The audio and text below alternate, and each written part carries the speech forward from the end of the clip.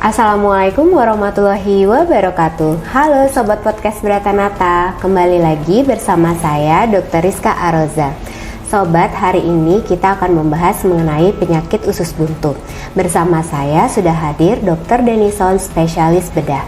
Dr. Denison merupakan salah satu dokter senior yang berpraktek di Rumah Sakit Dr. Bratanata. Beliau merupakan Ketua IKB Cabang Jambi dan salah satu instruktur ATLS. Bersama saya sudah hadir Dr. Denison, langsung saja kita sapa. Assalamualaikum dokter. Waalaikumsalam. Apa kabarnya dokter hari ini? Alhamdulillah baik. Dokter, hari ini kan kita mau membahas mengenai penyakit usus buntu ya dok. Penyakit usus buntu itu apa sih dok sebenarnya? Baik, penyakit usus buntu atau bahasa medisnya apendisitis ya, adalah merupakan radang daripada organ usus buntu. Jadi semua kita ini punya organ usus buntu. Jadi kalau udah radang itu namanya penyakit usus buntu atau apendisitis. Mungkin untuk lebih baik, untuk lebih jelasnya ada baiknya kita lihat gambar ini. Nah, ini adalah gambar isi perut kita ya, isi perut kita. Oke, dok. Jadi usus buntu itu terletak pada ini, pada pangkal usus besar. Jadi kalau kita lihat ini perjalanan makanan itu ya, makanan ini dari lambung terus ke usus halus, ini usus halus panjang, akhirnya nyambung dia dengan usus besar. Nah, jadi pada pangkal usus besar ini inilah terdapat usus buntu tadi. Nah, jadi kalau dia meradang, itulah namanya radang usus buntu. Nah, demikian. Kalau untuk penyebabnya sendiri dokter, apa sih penyebab dari radang usus buntu ini dokter? Penyebab terbanyak itu adalah sumbatan. Jadi yang paling sering itulah sumbatan oleh karena feses atau BAB kita yang mengeras. Gitu. Jadi dia mengeras, nanti dia menyumbat di pangkal sini, sehingga terjadi di sini perkembangbiakan bakteri di sini, sehingga terjadi peradangan usus buntu. Dok, kalau di masyarakat awam itu kan dok, ada mitos atau fakta nih dok ya, penyebab dari usus buntu itu adalah karena kita makan cabai itu kan ada biji-bijinya dok, sama jambu biji nih dok, kan ada biji-bijinya, dialah yang tersumbat di situ. Itu benar atau enggak dokter? Bisa terjadi itu, tapi itu kemungkinannya kecil sekali. Dalam penelitian itu dikatakan 0,5%, jadi sedikit sekali ya. Bisa saja terjadi. Tapi yang paling banyak itu oleh karena feses yang mengeras. Penyebab terbesarnya memang karena feses yang mengeras ya dokter. Betul. Ya. Itu ada kemungkinan untuk menyebabkan usus buntu tapi sangat kecil. Kecil. Dok, ya. Dok, kalau untuk gejalanya sendiri, radang usus buntu ini seperti apa dok gejalanya itu dok? Baik. Gejala awalnya itu mirip dengan sakit emah ya, gastritis itu nyeri pada ulu hati. Jadi kemudian setelah 6-8 jam dia menetap di perut kanan bawah ini, lokasi usus buntu tadi ya. Jadi makanya sering kalau pasiennya setelah datang di UGD, setelah kita periksa terus kita terangkan kalau ini penyakitnya sakit usus buntu. Nah, biasanya ada penolakan misalnya dari pasien, dari keluarganya. Loh dok, kemarin saya diperiksa sama dokter di puskesmas atau di poliklinik, katanya sakit mah. Nah, ya emang begitu, dari awalnya itu seperti sakit mah, tapi kemudian menetap di kanan bawah. Terus ada rasa mual, bahkan sampai muntah, setiap apa yang diminum, apa yang dimakan itu dikeluarkan. Kemudian ada sedikit demam. Nah itu. Kemudian gejala BAB itu ya bervariasi, ada yang mencret, ada yang konstipasi, ada yang tidak BAB gitu ya. Demikian. Dokter, kalau apendisitis kronis, usus buntu kronis tuh apa sih dok bedanya dengan usus buntu yang sudah dokter jelaskan tadi dokter? Nah ya. Iya, yang kita bicarakan tadi itu kan apendisitis akut istilahnya, dalam keadaan sakit ya.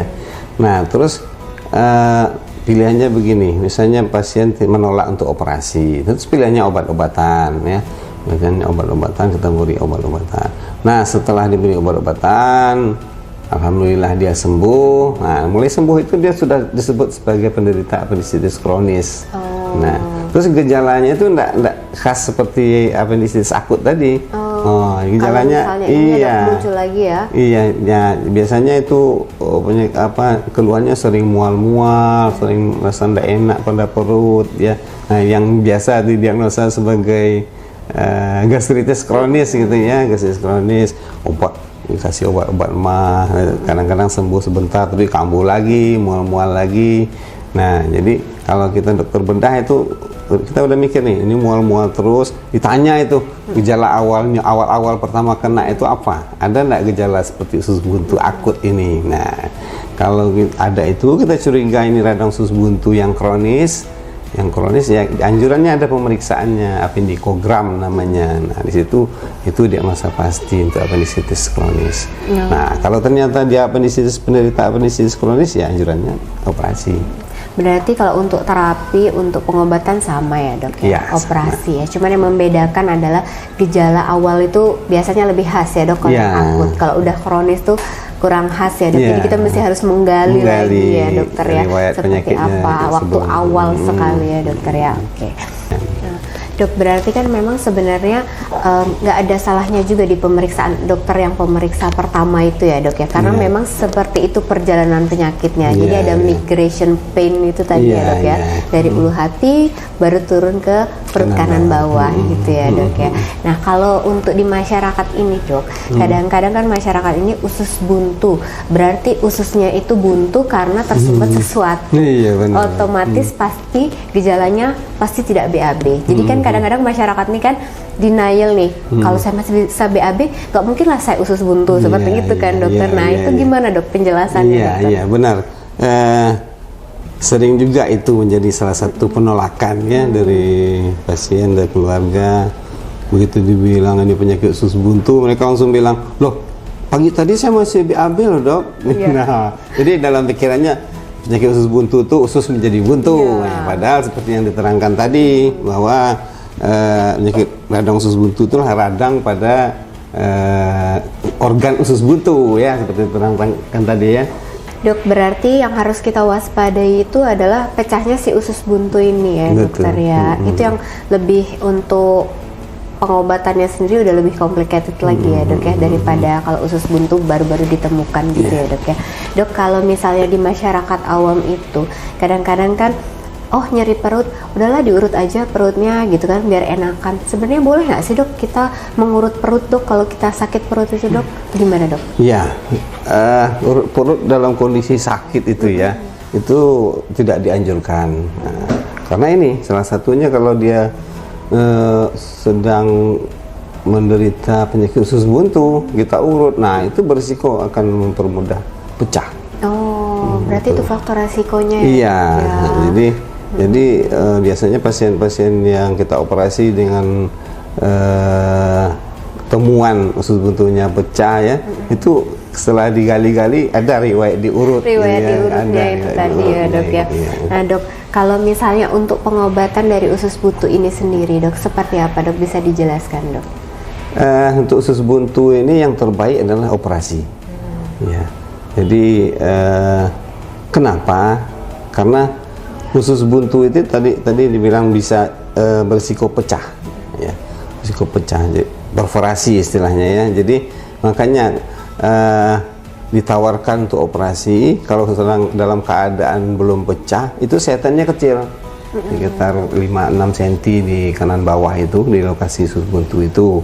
Tapi kalau dia sudah pecah, nah ini seperti ini. Nah, kalau seperti ini, kalau dia pecah, ini di dalam ini banyak nanah ini, banyak nanah. Terus dia mengeluarkan nanah, menyebar ke seluruh perut ini. Nah, jadi kalau dia sudah pecah, nanah sudah menyebar di sini, tidak cukup dengan sayatan kecil pada kanan bawah itu. Jadi sayatannya harus besar di sini. Nah, itu salah satu kerugian ya. Belum lagi komplikasi-komplikasi yang lain. Jadi misalnya setelah dia pecah ini, walaupun kita sudah bersihkan, tapi ada risiko nanti terjadi perlengketan usus sama usus ini melengket, usus halus dengan usus besar ini melengket. Nah, itu akan terjadi sumbatan. Nanti risikonya akan tersumbat atau istilahnya ileus obstruksi. Nah, itu resiko. Belum lagi karena nanah banyak di sini terjadi infeksi, ya, infeksi berat, sepsis. Nah, itu bisa resikonya nyawa. Jadi makanya pasien ini dianjurkan untuk operasi. Bisa juga dalam perjalanannya usus buntu ini sembuh dengan obat-obatan, tapi tidak pernah sembuh sempurna. Ya, biasanya sekitar 60% itu kambuh. Ujung-ujungnya operasi juga, ya, gitu. Jadi kita berikan pengertian pada pasien atau keluarga ini dioperasi. Gitu. Ya, jadi kalau misalnya tidak mau operasi, ya pilihannya obat-obat. Dengan resiko mungkin saja terjadi komplikasi, kan?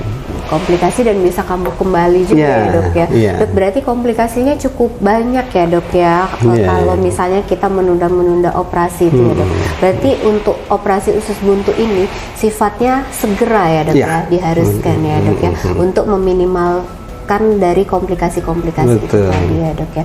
Nah dok, kalau misalnya setelah operasi itu dok, apa sih dok ininya, ada pantangan nggak dok, atau seperti apa setelah operasi itu dok? Nah ini juga satu hal yang sering ditemukan ya. Kalau masyarakat kita kan kalau setelah operasi itu kan banyak keluarga datang, terus banyak yang ngasih informasi, kamu jangan makan ikan nanti kamu gatal, jangan makan ayam, jangan makan telur. Nah nanti akhirnya makan sayur aja. Padahal untuk penyembuhan luka itu perlu yang namanya albumin ya, itu protein, itu dapat dari sayur, dari ayam, telur, ikan. Justru itu yang disuruh. Nah kalau itu yang dipantangkan, malah nanti waktu kontrol malah komplain lagi sama dokter. Loh dok, kok luka saya bernanah dok, luka saya basah dok. Padahal itu tadi tidak makan protein. Nah, jadi dianjurkan setelah operasi itu intake protein yang banyak. Ya. Berarti anjurannya kalau sekarang itu kan ada ikan gabus itu ya. Nah, itu ikan gabus itu bagus.